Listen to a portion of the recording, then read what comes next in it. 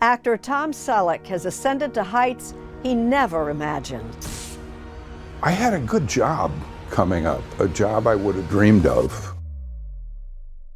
Tom Selleck has spent over a decade at the head of the Reagan family, steering Blue Bloods through controversy, cast shakeups, and network pressures. But now, at 80, he's breaking his silence. Did Blue Bloods almost end years ago? What happened behind the scenes that changed everything? And why is Selleck finally speaking out?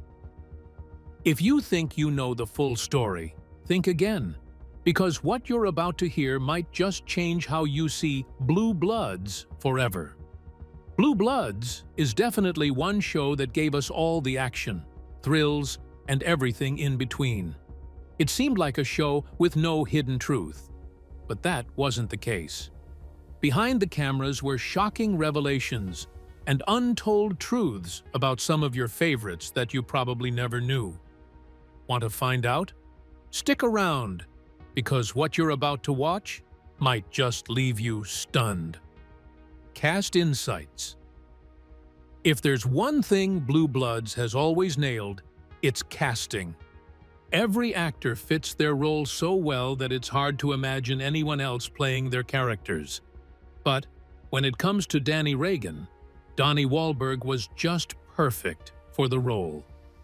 And what makes his story even more fascinating is that before landing the role of an NYPD detective, Wahlberg was performing on stage as a teen heartthrob with the boy band New Kids on the Block early in his career. Before he ever thought of being a Hollywood star, Donnie Wahlberg was a founding member of one of the biggest boy bands of all time, New Kids on the Block. Back in the late 1980s and early 1990s, NKOTB was the group. Sold-out stadiums, screaming fans, posters on every teenage girl's bedroom wall, you name it. Wahlberg, with his signature swagger and bad boy charm, was right in the middle of it. But while his bandmates focused on music, Donnie had his sights set on something bigger. Even at the height of his music career, Wahlberg had his heart in acting, and luckily for him, that was when Hollywood came knocking. His first big break came with a role in The Sixth Sense. Even though it was a small role, it was a turning point for him. Wahlberg played Vincent Gray, a disturbed former patient of Willis's character, and let's just say he nailed his role. That performance, dark, intense, and completely unrecognizable from his boy band persona, shocked audiences and proved he wasn't just some pop star trying to act. From there, Wahlberg carved out a niche for himself in gritty roles, popping up in crime dramas, thrillers, and even the Saw franchise. He loved playing tough characters, and that's exactly what he brought to Danny Reagan when he landed Blue Bloods in 2010.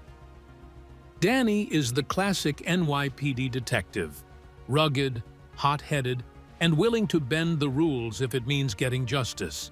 But what makes him stand out is the humanity Wahlberg infuses into the role. He's not just a cop, he's a father, a widower, a brother, and a son. He's a man who has seen too much, lost too much, and still keeps going. Wahlberg plays him with such authenticity that it's easy to forget he ever did anything else. But Wahlberg's versatility didn't stop at acting. He still performs with New Kids on the Block, balancing music and acting seamlessly. And somehow, between Blue Bloods, concerts, and his restaurant chain Wahlburgers, he makes it all look effortless. What if one of the show's most authentic family connections wasn't scripted at all? There's a behind-the-scenes secret that might just surprise you. Danny Reagan's real-life brothers. For over a decade, Blue Bloods has given fans an inside look at the Reagan family's world. And while the show is packed with fictional drama, one thing about it is 100% real. Danny Reagan's son, Sean and Jack, are played by actual brothers in real life. That's right, Andrew and Tony Terracciano weren't just acting as siblings, they were actual siblings. Tony, who is the oldest, was cast as Jack Reagan when he was just a kid, while his younger brother, Andrew, joined later as Sean. What makes their dynamic even more interesting is that their real-life age gap mirrors their characters' on-screen relationship almost perfectly. This wasn't some forced Hollywood casting decision. These two brothers already had that natural big brother-little brother energy, and that's part of why their performances always felt so authentic. Both boys quite literally grew up on the set of Blue Bloods. When they first joined, they were just kids finding their way both through school and the unpredictable world of television. Over the years, fans have watched them transform from little boys sitting around the Reagan family dinner table to young men stepping into their own. And honestly, having Donnie Wahlberg play your on-screen dad? That's got to be a pretty wild experience for any kid. But here's the kicker. Despite growing up in the industry, neither Tony nor Andrew was pushed into acting. They kind of just fell into it, and Blue Bloods became their second home. Unlike many child actors who burn out or step away from the spotlight, these two managed to balance school, family, and TV stardom like pros. Tony eventually took a step back to focus on college, but their presence on the show has been a subtle but significant part of what makes the Reagan family feel so real. Another behind-the-scenes detail that's even more mind-blowing. Len Cariou, who played Henry Reagan, is only 6 years older than Tom Selleck. Shocking, right? The tough and wise father we all loved watching is barely older than the guy playing his son. So how does Blue Bloods pull off this illusion so well? The answer lies in a mix of clever makeup, wardrobe tricks, and, of course, some seriously impressive acting. First, let's break down the numbers. Tom Selleck, the legendary mustachioed man himself, was born in 1945 while Len Cariou entered the world just 6 years earlier in 1939. That's hardly a generational gap, and in most cases, you'd expect actors that close in age to be playing brothers or colleagues, not father and son. But from the moment Blue Bloods hit our screens, nobody questioned it. That's because the show goes all in on making Henry Reagan feel like the Reagan family patriarch. For starters, there's makeup. The Blue Bloods makeup department didn't just slap a little powder on and call it a day. They transformed Cariou into a man who looked a solid 15 to 20 years older than Selleck. And let's not forget how Cariou carried himself with the weight of a man who has lived through decades of NYPD service, loss, and life's tough lessons. Then there's the wardrobe. Henry Reagan is almost always dressed in classic grandfather attire, sweater vests, comfortable slacks, and structured coats that add a little bulk, making him appear slightly more frail. Contrast that with Selleck's Frank Reagan, who's almost always in a sharply tailored suit or a strong, broad-shouldered overcoat, exuding power and authority. The styling alone does a lot of heavy lifting in setting their characters apart generationally. But the real magic was his performances. Len Cariou embodies Henry Reagan. He not just played an older man, he carried the aura of one. The way he spoke, his pauses before delivering advice, the little mannerisms like adjusting his glasses or leaning on his cane, all added layers to his character. Selleck, on the other hand, played Frank as the ultimate middle-aged man, strong, capable, but still looking up to his father with reverence. That father-son chemistry is so convincing, you'd never question it. So, next time you're watching a Reagan family dinner scene, take a closer look. And honestly, if you didn't know this age gap secret before, you'd probably never have guessed it. Speaking of the Reagan family home, let's talk about where the series was shot. If you're a fan of the show, you already know the iconic house with the white siding and the deep blue shutters. It's the heart of Blue Bloods, where all those legendary dinner scenes take place. More on that later. But here's the thing.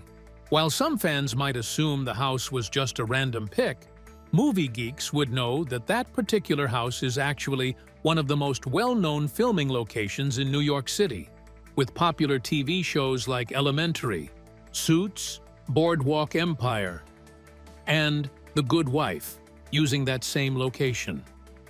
Located in Brooklyn's Bay Ridge neighborhood, the house has been used for Blue Bloods exterior shots since day one. It's become a tourist attraction, with fans regularly stopping by just to snap a picture. But for New Yorkers, the house being on TV wasn't exactly shocking. This neighborhood has been a prime filming spot for decades. What is surprising, though, is the level of authenticity that goes into making Blue Bloods feel like the real deal. And a big part of that credit goes to one man, James Nuoro. Now, if you don't know his name, don't worry, most people don't. But Nuoro is one of the unsung heroes of the show. He's a former NYPD detective who worked behind the scenes to make sure the scripts are as accurate as possible. Ever notice how the dialogue always sounds like actual cops talking? That's not by accident. Nuoro took his time to go through scripts to be sure that the police jargon is correct, and that the way the characters handle cases aligns with real NYPD procedures. It'd just have been absurd to watch a show like Blue Bloods use wrong terms or act in a certain way, and that's exactly why Nuoro's role is so important. He caught those little details so that the show doesn't end up feeling like just another Hollywood take on law enforcement. Even the way the Reagan family talks about police work at the dinner table is influenced by Nuoro's input. That's why Blue Bloods has always had this extra layer of realism. It's no wonder why it has been and still is one of Hollywood's fan favorites since it aired in 2010. While the show beat expectations and became a hit, behind the cameras it suffered an almost unimaginable loss. What could this have been? Keep watching. Financial challenges. For more than a decade, Blue Bloods has been as much a love letter to New York City as it has been a gripping family drama. From the bustling streets to the NYPD precincts, the show has always felt deeply rooted in the city it represents. But what if I told you that, at one point, Blue Bloods almost packed up and moved to Toronto? There was a time when the Reagan family's Sunday dinners could have been filmed 1,000 miles away from the real streets of New York. And the reason? Money. New York City is expensive, like really expensive. Producing a show there means dealing with sky-high costs for everything from permits to union wages to the simple reality that filming in a city that never sleeps comes with its own logistical nightmares. Every time you see Frank Reagan overlooking Manhattan from his office, that's prime real estate. Every time Danny Reagan chases down a suspect through an authentic New York neighborhood, that's a street that had to be blocked off, cops hired for security, and residents compensated for the inconvenience. It all adds up, and as Blue Bloods entered its later seasons, CBS started looking for ways to cut costs. And that's how they had their eyes on another city. But there was one problem. Blue Bloods wasn't just any cop show, it was New York's cop show. Moving it to another city would have stripped away one of its core identities. Fans would have noticed, and the show would have lost something it could never replicate, which was its connection to the city. Sure, you can replicate a few brownstones or swap out street signs, but there's an energy to New York that just can't be duplicated. And the show wasn't just about its characters, the city had its fair share too. Thankfully, the producers knew this, and so did Tom Selleck. If there was ever a time for him to put his foot down, this was it. Selleck, along with other key players behind the show, fought hard to keep production in New York, arguing that moving would hurt not just the show's authenticity, but its entire appeal. It was a gamble, but it paid off. So, instead of relocating, they found ways to tighten its budget without compromising on quality. They made adjustments, cut unnecessary expenses, and worked within New York's tax incentives to make filming more sustainable. And could you have really imagined Frank Reagan holding court from a Toronto-based office, pretending it's one police plaza, or Danny Reagan interrogating suspects in a soundstage version of Brooklyn? No chance. Keeping Blue Bloods in New York was the best decision ever. And looking back, it might have been one of the smartest moves they ever made. Money troubles were just the beginning, because behind the scenes, Blue Bloods was caught in controversies no one expected. Controversies. Just when Blue Bloods managed to dodge the financial bullet of relocating to Toronto, it found itself facing another crisis, one that had nothing to do with money, but everything to do with heartbreak. Fans were blindsided when Season 8 kicked off with a bombshell revelation. Linda Reagan was dead. No build-up, no dramatic exit. Just a cold, off-screen death explained in a throwaway line about a helicopter crash. And just like that, Amy Carlson was gone. To say that viewers were outraged would be an understatement. Linda Reagan wasn't some minor character you could just write off like she never existed. She was Danny Reagan's wife, a major part of the Reagan family movement, and a fan favorite. For 7 seasons, she was the steady presence that kept Danny grounded, the loving mother to their 2 boys, and a character that couldn't have been replaced. But the way the show handled her departure felt like a slap in the face. Amy Carlson herself wasn't happy about it either.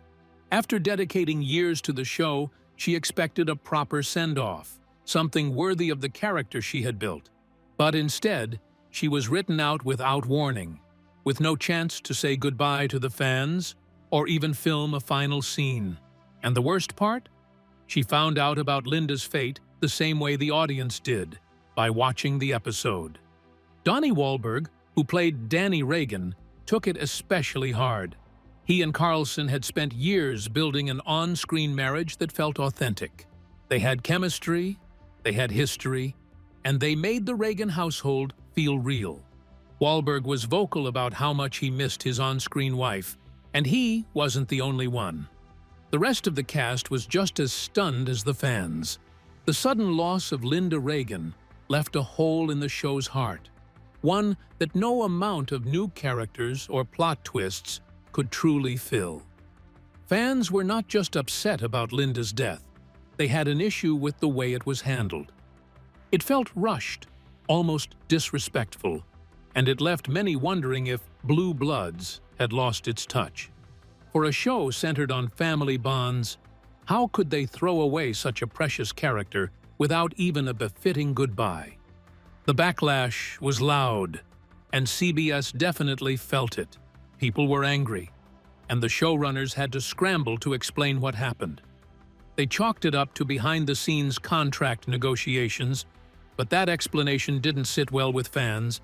It didn't change the fact that Blue Bloods had lost something special, and the way Linda Reagan's exit was handled became one of the most controversial moments in the show's history. But believe it or not, this wasn't the only time they found themselves in the middle of a debate. In fact, just a few years earlier, the show went through another major controversy, one that had nothing to do with character deaths, but everything to do with a real-world debate that shook its fan base to the core. And this time, the backlash wasn't just from the audience, it was from an entire organization that wanted Blue Bloods to answer for what they saw as a major misstep. For years, Blue Bloods had been the rare gem in television, a police procedural that wasn't just about crime-solving, but also about faith, family, and morality. The Reagan family wasn't just tough on crime, they were devout Catholics, and their Sunday dinners often reflected their deep-rooted beliefs. While many shows tiptoed around religion or portrayed it in a negative light, Blue Bloods did the opposite. making Catholic values a central part of its storytelling. It was one of the reasons why the show resonated with such a broad audience, particularly those who appreciated an honest yet respectful portrayal of faith. But in 2014, that respect was called into question, at least according to the Catholic League. It all started with an episode that featured Frank Reagan, played by the legendary Tom Selleck, engaging in a discussion about the Catholic Church's stance on homosexuality. In the scene, Frank finds himself in a heated debate with a character who challenges the Church's teachings, particularly its historical position on LGBTQ+ rights. And instead of taking the standard defend the faith approach, Frank does something unexpected. He criticizes the Church, suggesting that it might be time for a more modern, progressive outlook. Now, for a regular TV show, this might not have been a big deal. But this wasn't just any show. This was Blue Bloods, a series that had built a reputation for portraying Catholicism in a largely positive light. Frank Reagan wasn't just a cop. He was a moral authority, a character audiences trusted. And when he voiced his doubts about the Church's stance, it sent shockwaves through a portion of the audience that had always seen Blue Bloods as an ally. The Catholic League, a conservative organization that actively monitors how Catholicism is portrayed in the media, wasted no time in responding. They slammed Blue Bloods for what they saw as a betrayal, accusing the show of unfairly attacking the Church and misrepresenting its teachings. The organization's president, Bill Donahue, even released a statement condemning the episode, claiming that Blue Bloods had joined the ranks of Hollywood productions that sought to undermine religious values. It wasn't just criticism, it was a full-blown protest. And they weren't alone. Catholic viewers who had long praised Blue Bloods for its respect toward their faith suddenly felt blindsided. For them, it wasn't just about one comment. It was about what it represented. Social media exploded with debates, with some fans threatening to boycott the show altogether. CBS and the Blue Bloods team found themselves in a tricky spot. With tensions rising and backlash flooding in, fans braced for the inevitable. A carefully worded apology, a press release, maybe even a rewritten storyline to smooth things over. But surprisingly, Blue Bloods didn't issue an apology. Unlike other shows that might have scrambled to do damage control, Blue Bloods stood its ground. Tom Selleck himself addressed the controversy, explaining that Frank Reagan was never meant to be a perfect representative of the Catholic Church. Even with the outrage, Blue Bloods didn't suffer in the long run. If anything, the controversy proved just how influential the show had become. With all the drama that went down, what if I told you the real chaos was happening behind the camera? If you thought your favorite characters had it easy, then you're in for a big shock. Challenges of filming. Week after week, fans tune in not just for the crime-solving action, but for the sometimes heated conversations around the table. It's where the characters feel the most real, where we see the family dynamics in full swing. But here's something most people don't realize. Filming those scenes is an absolute nightmare for the cast and crew. On screen, it looks effortless. A family enjoying a meal, cracking jokes, debating politics, and supporting each other through their struggles. But in reality, it's a grueling process that can take hours, sometimes even an entire day, to shoot a single dinner scene. And no, it's not because the actors are picky about their mashed potatoes. But as you know, filming consistently in the right angles gets the job done perfectly. This happens when the director dictates specific positions for the actors, which requires them to stay still while the cameras capture the scene from multiple angles, resulting in repeated takes from different angles. And this can be really, really exhausting. That means doing the same scene over and over and over again. Close-ups of Tom Selleck? That's one round. Bridget Moynihan's reactions? Another round. Donnie Wahlberg cracking a joke. Yep, another reshoot from a different angle. By the time they're finished, the actors have delivered the same lines dozens of times, all while pretending they're still casually enjoying a meal. And speaking of the food, what looks like a cozy homemade dinner is actually a set nightmare. The actors aren't just pretending to eat. They have to take actual bites, and if you've ever had to eat the same thing over and over, you know how quickly that gets old. Bridget Moynihan, who plays Erin Reagan, once joked that she strategically eats as little as possible because she knows she'll have to do it all day long. Meanwhile, Donnie Wahlberg, being the trooper that he is, goes all in, sometimes to his own regret. He once admitted that he has eaten so much during takes that he's actually made himself sick. That's dedication. And then there is the laughter. With a cast as close as the Blue Bloods family, keeping a straight face isn't always easy. Wahlberg, known for his quick wit, has been guilty of cracking jokes between takes, which sometimes derails the scene because everyone bursts out laughing. The crew has to reset. Everyone composes themselves, and they try again. Multiply that by 15 takes, and you start to see why these dinner scenes are some of the hardest to film. But despite the challenges, the dinner table remains the heart of the show. It's where the Reagans connect, argue, and remind each other what really matters. And for the cast, it's a love-hate relationship. But it all worth it, because, in the end, those scenes are what make Blue Bloods worth the watch. Moreover, behind the smiles and heartfelt moments, those dinner scenes were brutal to film. Endless takes, cold food, and exhaustion setting in.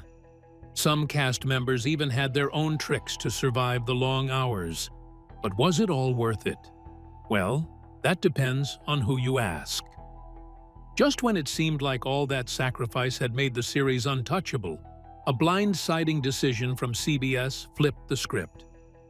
After all the long hours, grueling dinner scenes, and years of hard work, you'd think Blue Bloods would be a show that CBS treated like royalty. After all, we're talking about a series that dominated Friday nights for over a decade, a show with a loyal fan base that never wavered. But if you ask Tom Selleck, the network didn't always seem to appreciate what they had. And when the news broke that the series was coming to an end, Selleck didn't hold back on how he really felt. For him, the cancellation wasn't just disappointing. It felt like a slap in the face. This wasn't some show that lost its steam or fizzled out in the ratings. Blue Bloods was still pulling in millions of viewers, regularly outperforming other primetime dramas that CBS was bending over backward to keep. So why end it? That was the question burning in Selleck's mind.